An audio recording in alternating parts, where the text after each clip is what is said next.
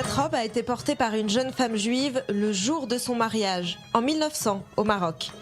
Et celle-ci en 1904, à Bagdad. De l'Andalousie aux confins de l'Iran et des rives de l'Euphrate aux plaines de l'Atlas, l'empreinte culturelle et historique des Juifs est partout en Orient. Mais de cet héritage, il reste peu de traces. Souvent oubliée et parfois volontairement effacée, l'histoire des communautés juives dans le monde arabe est à reconstituer. Donc ici, on est en face de pièces extrêmement importantes pour l'exposition. Seul vestige archéologique retrouvé de la présence de synagogues en Afrique du Nord, bien qu'on savait qu'il y en avait qu'elles étaient nombreuses et qu'il y en avait beaucoup. On est au VIe siècle, donc à Naro, à Mamlif aujourd'hui. On a donc la menorah centrale que l'on retrouve également à droite et aussi une figure stylisée de la branche de cédra et de palmier présent justement dans cette construction avec ce grand œil qui est présenté sur cette mosaïque.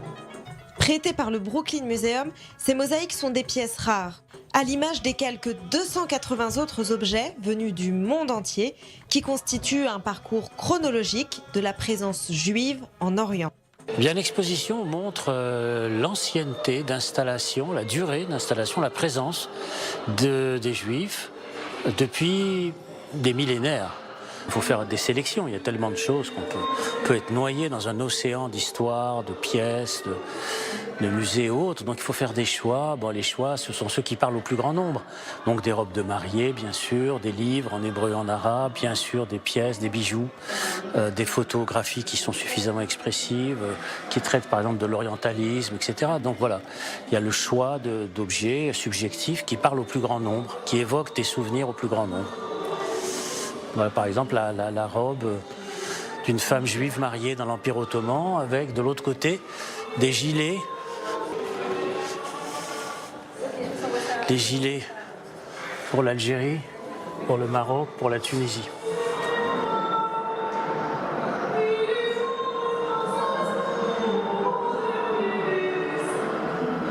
Il y a tout un passage qui est consacré dans l'exposition à ce personnage extraordinaire qu'est Maïmonide, avec le fait de montrer le manuscrit de sa main même de Maïmonide, qui est montré pour la première fois. C'est un document qui vient du Caire, de la main de Maïmonide, donc avec les livres qu'il a rédigés en arabe et en hébreu.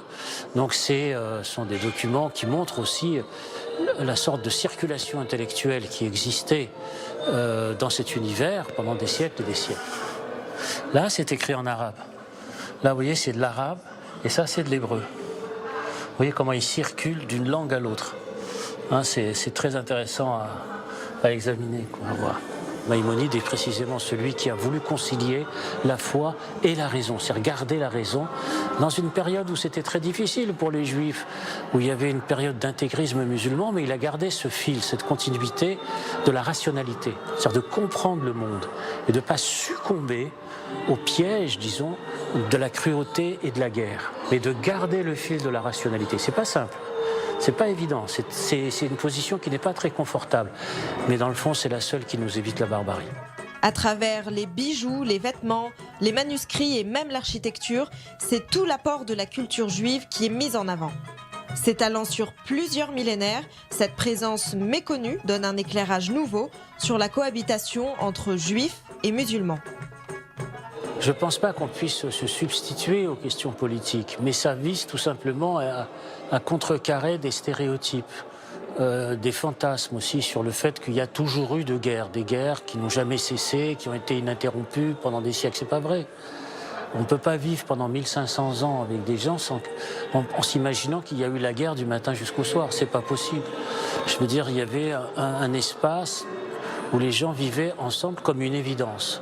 C'était pas le fait, disons qu'ils étaient étrangers ou autre, non, c'était leur monde, ils parlaient la même langue, les chants liturgiques étaient identiques, la sonorité de la musique était identique, les plats cuisinés étaient les mêmes, ils vivaient dans le même espace culturel. Une coexistence qui, en de plusieurs endroits, a pris fin au XXe siècle, avec la décolonisation française, puis la peur et l'exil, mais aussi par attrait pour la terre d'Israël, pour un grand nombre de familles juives.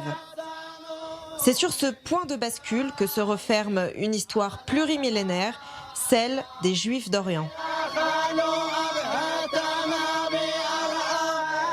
Mitzrayim